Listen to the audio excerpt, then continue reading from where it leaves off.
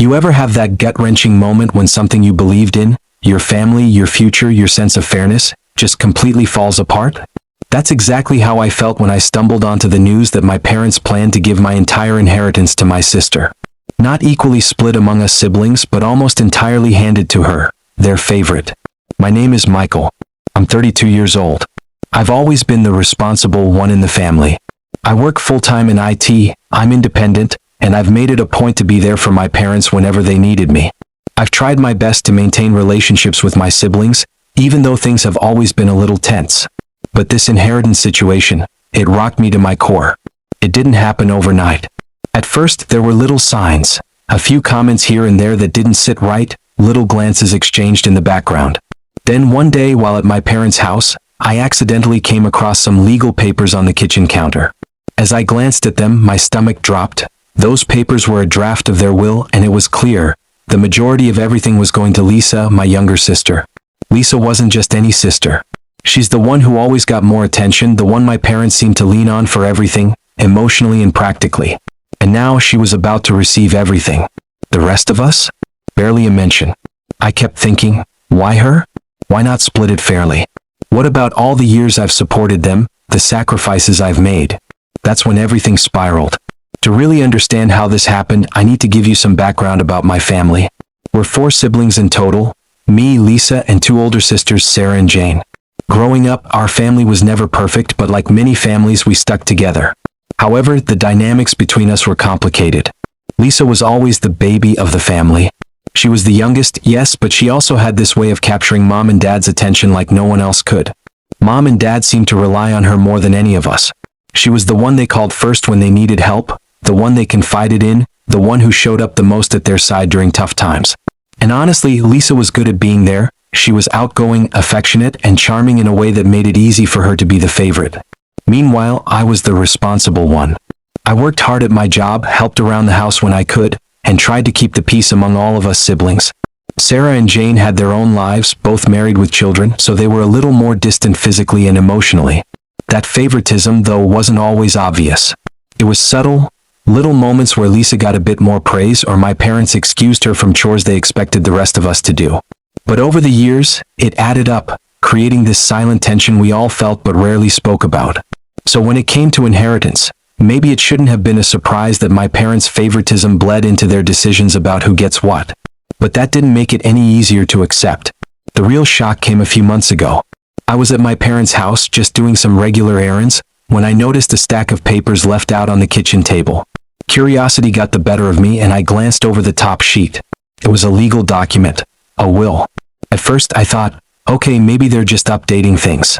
But as I looked closer, my heart sank. The will was clearly written to leave almost everything to Lisa. The house, the savings, investments, they were all listed under her name. The other 3 of us? Barely anything.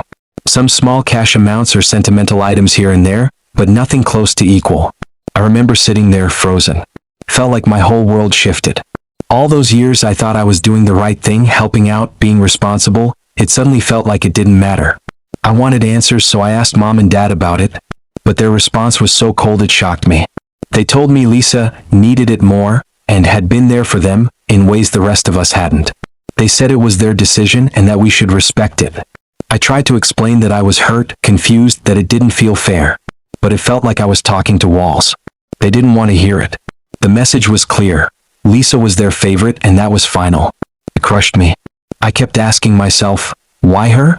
Why now? Why not split it equally like normal families do? But the answers never came. After learning about the will, I felt a storm of emotions, anger, betrayal, confusion. I didn't want to accept this quietly. I believed fairness mattered, and that family meant more than favoritism.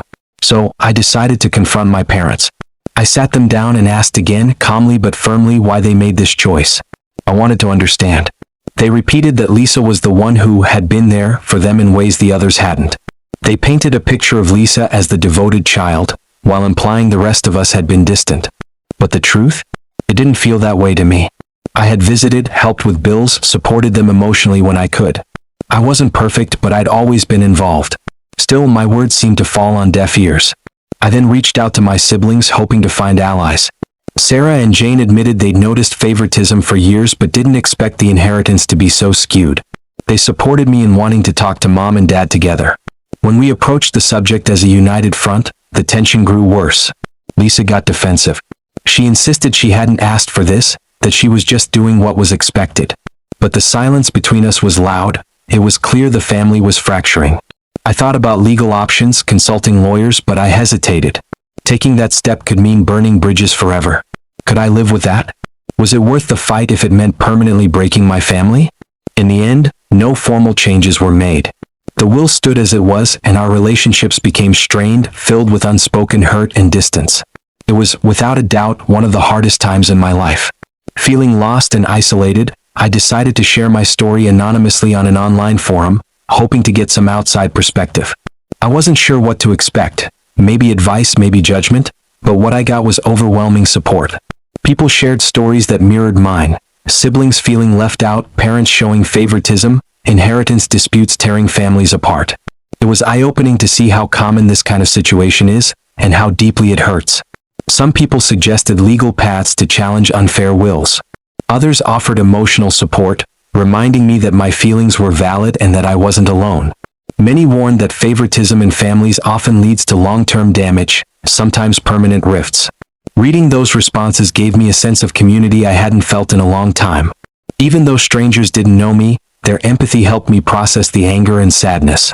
It didn't fix my situation, but it gave me strength to keep going. It also made me realize how important it is to set boundaries and focus on my own well-being, even if family relationships become complicated. Looking back, this whole experience has been painful but also eye-opening. Family is complicated, and sometimes love isn't enough to fix deep-rooted issues like favoritism. It's hard to accept that the people closest to you can make decisions that feel so unfair and hurtful. But I've learned that I can't control what my parents choose to do. What I can control is how I respond. Holding on to bitterness or resentment only weighs me down. Instead, I'm choosing to focus on peace, for myself and for the relationships I still want to nurture. I'm working on setting healthy boundaries, rebuilding connections where I can, and accepting the things I can't change. Maybe one day things will be different. Maybe not. But for now, I'm choosing to move forward with hope and self-respect. If you've been through something similar, know that you're not alone. Sometimes sharing our stories is the first step toward healing. Thanks for listening to mine. If this story resonated with you or brought up something you've experienced, please share your thoughts or your own story in the comments below. I'd love to hear from you and build a supportive community here.